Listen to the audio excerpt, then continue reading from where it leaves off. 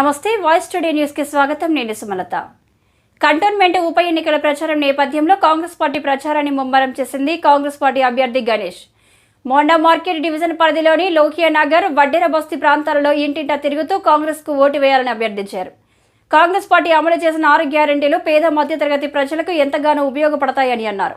ప్రజలంతా కాంగ్రెస్ వైపే ఉన్నారని, కంటోన్మెంట్లో కాంగ్రెస్ జెండా ఎగరవేయడం ఖాయమని ధీమా వ్యక్తం చేశారు.